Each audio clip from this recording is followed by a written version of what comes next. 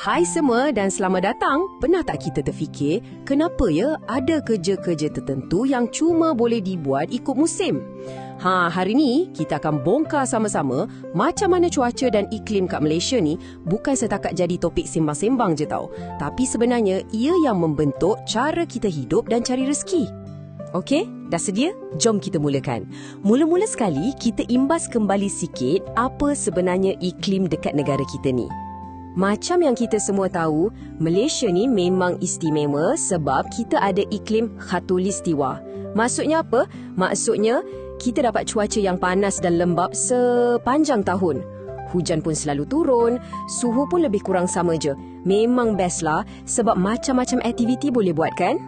Jadi persoalannya sekarang, macam mana iklim yang macam ni boleh pengaruh kerja kita? Ini yang menarik. Jom kita siasat sama-sama macam mana cuaca ni jadi bos kepada kegiatan ekonomi utama kat Malaysia. Dari sawah padi sampailah ke tengah lautan.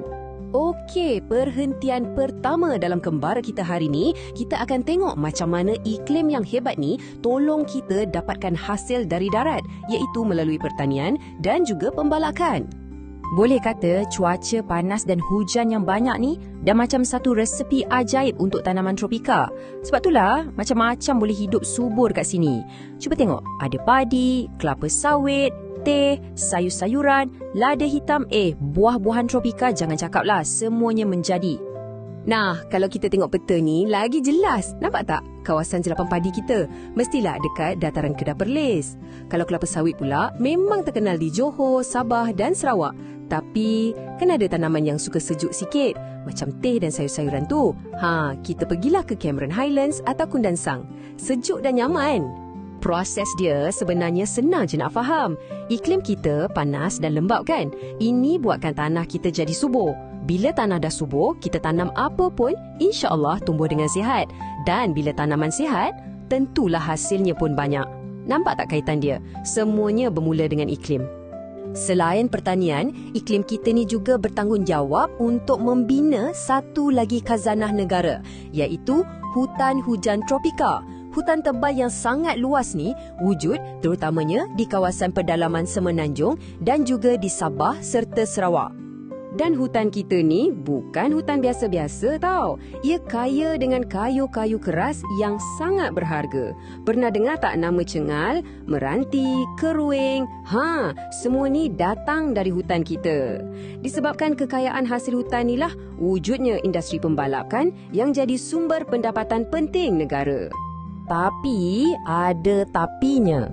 Hujan yang sama bantu tumbesarkan pokok-pokok ni, dia jugalah yang datangkan cabaran.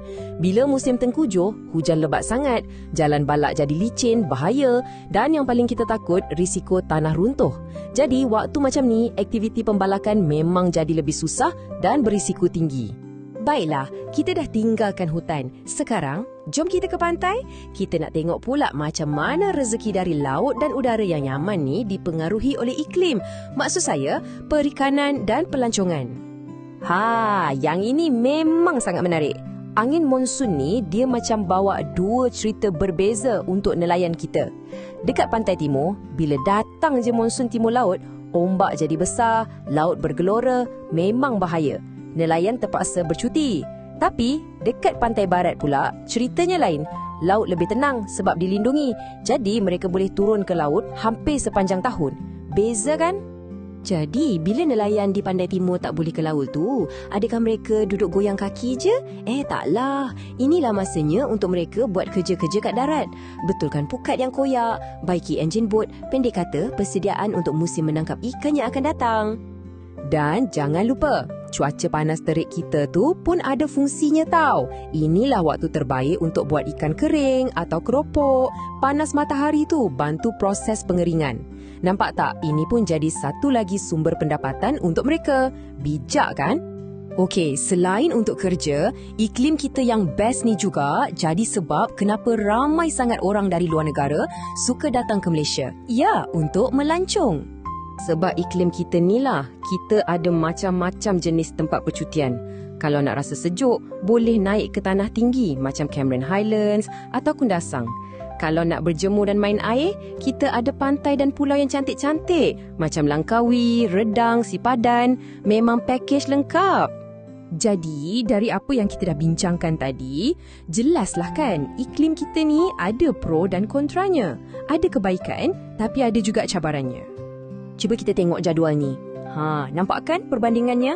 Sebelah sini, yang best, pertanian boleh jalan sepanjang tahun, hutan kita kaya raya, pelancongan pun maju. Tapi, di sebelah sana pula, cabarannya, bila musim tengkujuh, ada risiko banjir, laut pun bergelora, ganggu nelayan. Jadi, penting untuk kita bersyukur dengan kelebihan yang ada, tapi pada masa yang sama, kita kena sentiasa bersedia hadapi cabarannya. Okey. Dah penat mendengar? Jangan risau, sekarang masa untuk bahagian paling best. Jom kita uji sikit apa yang kita dah faham. Dah sedia semua untuk kuis? Sebelum tu, cuba tengok balik peta minda ni. Ingat tak 4 cabang utama ni? Pertanian, pembalakan, perikanan dan pelancongan, semuanya berakar umbi dari satu benda je. Iklim khatulistiwa kita. Soalan pertama. Fikir baik-baik ya. Aktiviti mana yang paling teruk terjejas bila angin monsun timur laut melanda pantai timur semenanjung Malaysia? Adakah A. penanaman teh, B. perikanan atau C. pembalakan? Dan jawapannya ialah B. perikanan. Tanya siapa yang jawab betul. Ya, sebab utama dia ialah laut dekat pantai timur tu jadi sangat bergelora dan bahaya untuk nelayan. Okey, untuk soalan terakhir. Soalan ni special sikit.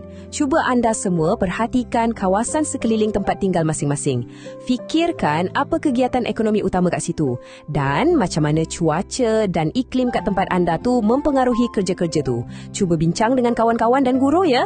Itu sahaja dari saya untuk kali ni. Terima kasih banyak-banyak. Selamat maju jaya semua.